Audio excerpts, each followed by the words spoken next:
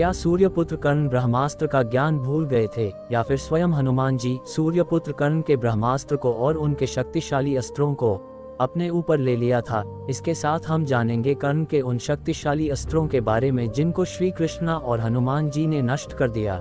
ये तो लगभग हम सभी जानते हैं कि अर्जुन के रथ पर भगवान श्री कृष्ण के साथ साथ हनुमान जी उनके ध्वज पर विराजमान थे। बस हनुमान जी उनके रथ पर विराजमान ही नहीं थे, इसके साथ साथ बस सूर्यपुत्र कर्ण के शक्तिशाली दिव्यास्त्रों को भी अपने ऊपर ले रहे थे।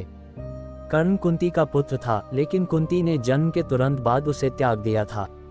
इसके बाद कर्ण का पालन सूत अधीर्त और उसकी पत्नी राधा ने किया। इन दोनों की वजह से ही कर्ण को सूत पुत्र और राधेय नाम मिला था। जब कर्ण बड़ा हुआ तो वह परशुराम से अस्त्र शस्त्र का ज्ञान लेना चाहता था। कर्ण ये जानता था कि परशुराम सिर्फ ब्राह्मणों को युद्ध का ज्ञान देते हैं और वह सूत पुत्र है, इस कारण परशुराम उसे युद्ध कला नहीं सिखाएंगे। कर्ण जब परशुराम से मिला तो उसने झूठ बोला कि वह ब्राह्मण है। कर्ण की सीखने की इच्छा को देखते हुए परशुराम ने उसे अपना शिष्य बना लिया। कई दिव्यास्त्रों का ज्ञान परशुराम ने कर्ण को दे दिया। एक दिन कर्ण परशुराम के साथ जंगल से गुजर रहे थे। रास्ते में परशुराम को थकान हुई तो उन्होंने आराम करने की बात कही। कर्ण एक पेड़ के नीचे बैठ गया और परशुराम उसकी गोद में सिर रखकर सो गए। तभी कहीं से एक कीड़ा आया और उसने कर्ण की जांघ पर डंक मारना शुरू कर दिया। कर्ण को दर्द तो बहुत हुआ, लेकिन गुरु भक्ति के कारण वह वैसा ही बैठा रहा।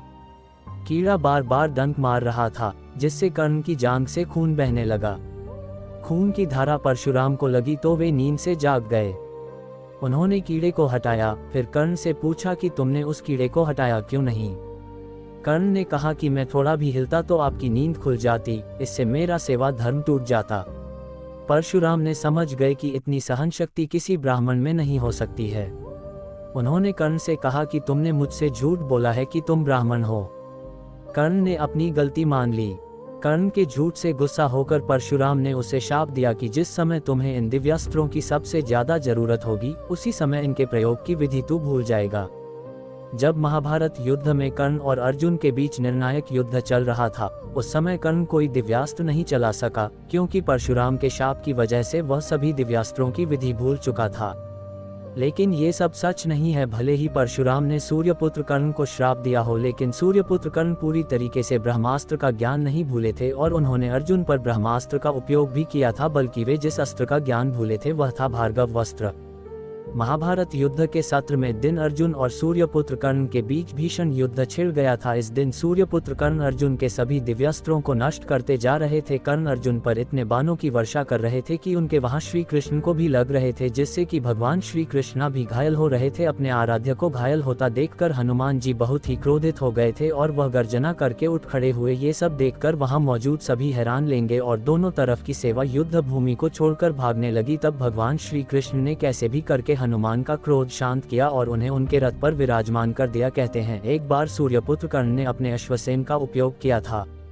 कौरव और पांडवों के बीच जब राज्य बंटवारे को लेकर कलह चली, तो मामा शकुनी की अनुशंसा पर धृतराष्ट्र ने खांडवप्रस्थ नामक एक जंगल को देकर पांडवों को कुछ समय तक के लिए शांत कर दिया था।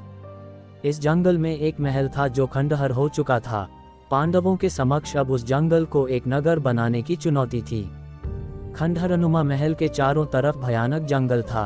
यमुना नदी के किनारे एक बीहड़ वन था जिसका नाम खांडव वन था।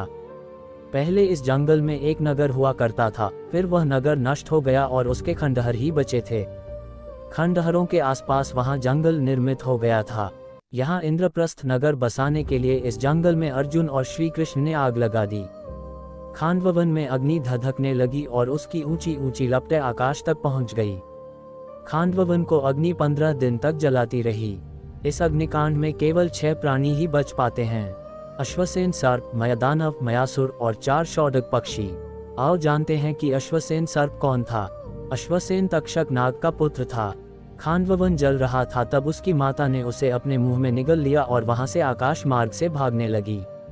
अर्जुन ने उसे भागते देखा तो उसके फन पर बाण मार दिया। अश्वसेन की माता तो मर गई, परंतु अश्वसेन बचकर भाग निकला। अश्वसेन को इस बात बड़ा पछतावा हुआ और दुख भी हुआ। अब वह प्रतिशोध की भावना में जल रहा था।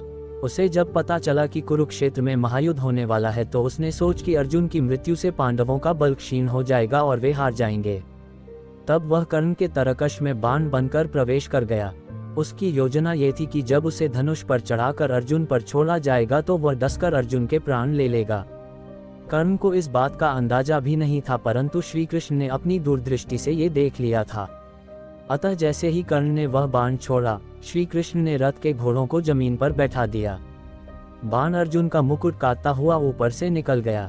अश्वसेन जब असफल हो गया तो वह कर्ण के सामने प्रकट होकर बोला, अब की बार मुझे साधारण तीर की भांति मत चलाना। कर्ण से उसे आश्चर्य से देखा और पूछा, तुम कौन हो और यहाँ कहाँ से आ गए? तब सर्प ने कहा, हे दानवीर कर्ण, मैं अर्जुन से बदला लेने के लिए आपके तरकश में बाण बनकर जा बैठा था। कर्ण ने पूछा, क्यों? इस पर सर्प ने कहा, राजन, एक बार अर्जुन ने खांडव वन में आग लगा दी थी। उस आग में मेरी माता जलकर मर गई थी। तभी से मेरे मन में अर्जुन के प्रति विद्रोह है। मैं उससे प्रतिशोध लेने का अवसर देख रहा था। वह अवसर मुझे आज मिला है। कुछ रुककर अश्वसेन सर्प फिर बोला, आप मुझे तीर के स्थान पर चला दें। मैं सीधा अर्जुन को जाकर डस लूंगा और कुछ ही क्षणों में उसके प्राण पखेरु उड़ जाएंगे। सर्प की बात सुनकर कर्ण सहजता से बोले, हे सर्पराज, आप गलत कार्य कर रहे हैं। जब अर्जुन ने खांडव वन में आग लगाई होगी तो उनका उद्देश्य तुम्हारी माता को जलाना कभी न रहा होगा। ऐसे में मैं अर्जुन को दोषी नहीं मानता। दूसरा, अनैतिक तरह से विजय प्राप्त करना मेरे संस्कारों में नहीं है, इसलिए आप वापस लौट जाएं और अर्जुन को कोई नुकसान न पहुंचाएं। ये सुनकर अश्वसेना सर्प वहां से उड़कर खांडवन लौट गया। इस तरह भगवान श्री कृष्ण ने अर्जुन के प्राणों की रक्षा की थी और आश्वासन बांध से अर्जुन को बचाया था। इसी तरह कारण के मां शक्तिशाली अस्त्र चौकी सूर्यपुत्र कर्ण अर्जुन पर चढ़ा रहे थे। उन अस्त्रों को स्वयं हनुमान जी अपने ऊपर ले रहे थे, जिससे कि अर्जुन के रथ को कोई हानि नहीं पहुंच रही थी। वह हनुमान जी ही थे जिन्होंने कांड के कई शक्तिशाली अस्त्र जैसे कि इंद्रास्त्र, अग्नि अस्त्र और महाशक्तिशाली अस्त्रों को अपने ऊपर लेकर अर्जुन के प्राणों की रक्षा की थी। और भगवान श्री कृष्ण ने यह बात खुद अर्जुन को बताई थी कि यदि तुम्हारे रथ पर हनुमान जी न होते तो सूर्यपुत्र कर्ण कब के तुम्हें और तुम्हारे रथ को ध्वस्त कर चुके होते। इस तरह सूर्यपुत्र कर्ण ने जब जब अपनी शक्तिशाली अस्त्रों का उपयोग किया तब तब हनुमान जी और भगवान श्री कृष्ण ने अर्जुन के प्राणों की रक्षा की। हनुमान जी तो आप जानते ही हैं, इतने महाशक्तिशाली और बलशाली थे कि उन्हें कितना भी शक्तिशाली अस्त्र क्यों ना हो, यहाँ तक के ब्रह्मास्त्र तक उनको छू नहीं सकता। इसी तरह उन्होंने कर्ण के शक्तिशाली अस्त्रों से अर्जुन के प्राणों की रक्षा की थी।